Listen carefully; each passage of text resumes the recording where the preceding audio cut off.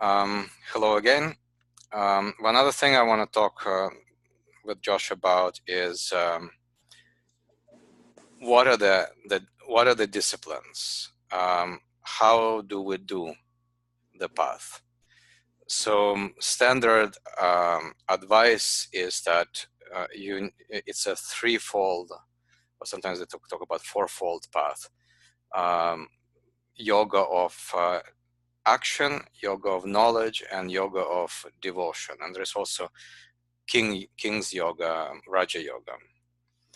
And but if these three are present, you will travel nicely and fast. So what yoga of knowledge does is it supplies theoretical understanding.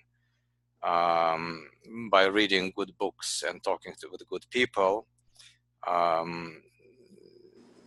you learn what to expect, and you learn. You inspire yourself by reading and by thinking. Yoga of action is when you actually do something, and it usually involves some kind of service to the world or to your teacher, or both. Usually it's both. And that is considered to be the best way, the easiest way to reduce your ego, mind, personality to manageable condition. And the third one is yoga of devotion or yoga of love. So as we develop love towards mystery, towards the path, which is basically the same thing, that is also a very good way to project yourself forward, because love is attraction. If you learn how to get attracted to what you want rather than repelled by what you want, your path will be faster. Or resistant to it. Less resistant, yeah.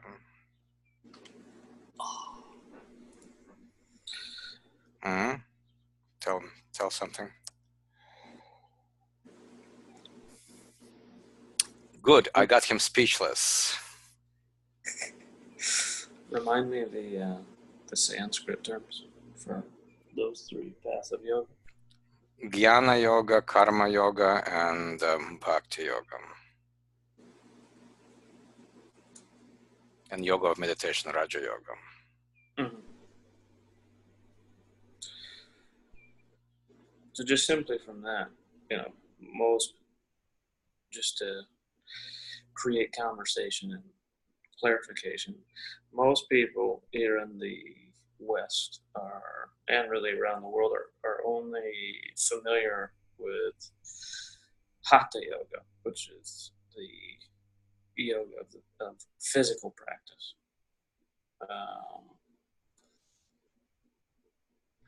Which is actually part of Raja yoga, yoga of meditation. Yes. Yeah, no, I mean, ultimately, Hatha yoga is intended to get the body properly prepared to be able to do Raja yoga, so yoga meditation. So, doing those physical practices gets you so you can sit in meditation for a longer period of time without having a bunch of physical issues that create distraction. So. And why do you want to meditate? Because I want to get spaced out, man. Are you sure you need to become more spaced out than you already are? Same thing applies to me. Yeah. Well, in terms of my personal desire for meditation, it's hard to explain. It's when I'm just doing seated meditation, it's a significant focus.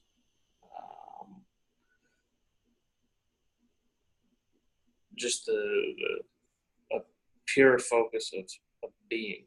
I don't know how else to explain it.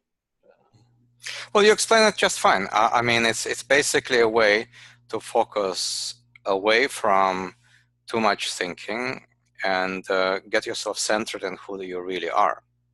Correct.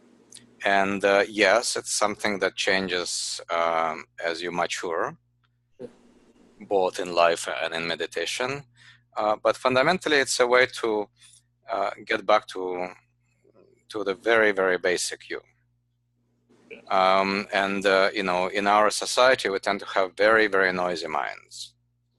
Correct. And this is a way to reduce the noise of the mind, because the noise of the mind distracts you from knowing what you want. And if you don't know what you want, I'm so sorry, your life is going to go in the wrong direction. Oh, it's going to. Yeah. Coming back to discipline, there's going to be all sorts of deviation. And, you know, for some people, you have to do that to gain clarity. But at the same time, a faster path is, you know, meditation commonly gets spoken about as an action of non-doing. You know, it's tapping into being. You know, being versus doing. If we want to hold up the comparison there. Well, you know, particularly when you're quite young, you have many conflicting desires, and you need to sort these things out. Meditation helps with that. Correct. So there is difficulty with concentration because of scattered mind. Some people are better at it, some worse. So that helps with that. Yeah. And then many times there are many layers of desires, and the deeper layer is hidden by more superficial desires. And meditation helps you, you know, look deeper. And the problem with the not looking deeper is that you may, you know, spend 10, 15, 20 years of your life or more doing something that you will discover later that you never wanted. It's just you never look deep enough. And for this, meditation is a huge saving of your time, because doing something that you don't want to do because your mother told you, or because your whatever society told you, or because you thought that that's going to bring you money or whatever, it's a waste of your life. So from this point of view, my God, I mean, you know, people need to meditate like anything, and whatever help they can get in meditation, they should avail themselves to, because the alternative is a huge pain in the tush. Correct. And the problem is you're not going to discover it until later. You know? Correct. And you can, I mean, go to any college campus and you will see that most of the people there walk around pretending that they know what they're doing, but actually they don't. Well,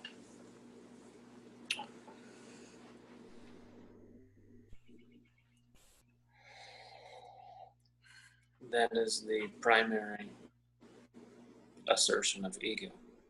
Is, to make sure you don't know who the hell you are. well, that's the security mechanism. Mm-hmm.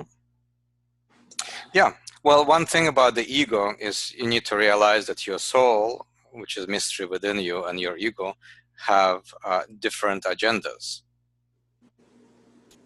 They are not in favor of each other. And what you want to do is you want to make sure that your ego is helping for you to achieve what you want, which is basically happiness, not hindering it. Yeah. And ego is extraordinarily devious at making sure that you don't discover that it's not your friend. Mm-hmm.